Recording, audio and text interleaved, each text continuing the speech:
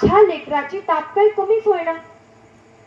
शेवटचा पर्याय एकच होता, माझ्या गंगाधरला दवाखान्यात घेऊन जायचं होतं. बाळांनो, तापीने तडफडत असणाऱ्या माझ्या गंगाधरला मी माझ्या हातामध्ये घेतलं आणि अगदी धावत पळत त्या दवाखान्याकडे निघाले. त्या दवाखान्यामध्ये जाऊन पोहोचले आणि डॉक्टरांना विनंती केली की अहो डॉक्टर, गेले 2 दिवस झालं माझं लेकरू तापीने तडफडतंय हो. माझ्या बाळाला झालंय तरी काय, तुम्ही एकदा त्याला हात लावून बघा. 2 दिवस झाले मी सगळे घरगुती उपाय करण्याचा प्रयत्न करते, पण माझ्या लेकराची तापच काही कमी होत नाही. तुम्ही एकदा हात लावून बघा, नेमका माझ्या बाळाला झालंय तरी काय ते तरी सांगा. मी खूप विनवण्या केल्या हो डॉक्टरला, खूप बोलले, पण तो डॉक्टर शेवटी काय म्हणाला माहिती? तो डॉक्टर म्हणाला, रमा, मागील बाकी भरल्याशिवाय गंगाधरवर काय इलाज करता येणार नाही. तापीने तडफडत असणाऱ्या माझ्या लेकराला रस्त्यावरती घेऊन बसलेली होती हो मी.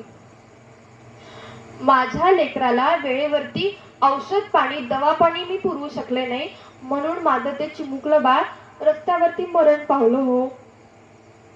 मी मात्र तिथं ओरडत राहिले, बाळ गंगाधर उठ रे, तुझ्या या गरीब आईला एकदा आई म्हणून हाक मार बाळा. मी तुझ्या मुला माझ्या गरिबीमुळे तुला औषध पाणी दवा पाणी पुरवू शकले नाही बाळा, एकदा उठ रे. पोरींनो, लाखो काय करोडो काय, मी कित्येक तरी हाका मारल्या हो माझ्या बाळाला, पण माझं बाळ नाही उठलं. त्यांनी एकदाही मला आई म्हणून शेवटची हाक मारली नाही आणि वेळेवरती मी माझ्या गरिबीमुळे माझ्या लेकराला औषध पाणी दवा पाणी पुरवू शकले नाही, म्हणून माझा तो चिमुकला गंगाधर तापीने तडफडत तडफडत रस्त्यावरती मरून पडला हो.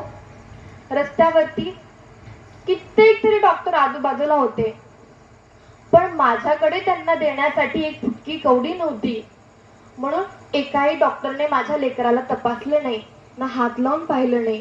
ते माझं बाळ तसंच तापीने तडफडत तडफडत रस्त्यावरती मरण पावलं. परंतु तरी पण मी माझा धीर खचलेला नव्हता. का माहितीये? कारण मला अगदी ठाम विश्वास होता, मी आतापर्यंत खूप कष्ट घेतले. माझ्या साहेब सुद्धा एका तुकड्यावरती ते त्यांचं शिक्षण परदेशात पूर्ण करतायत, म्हणून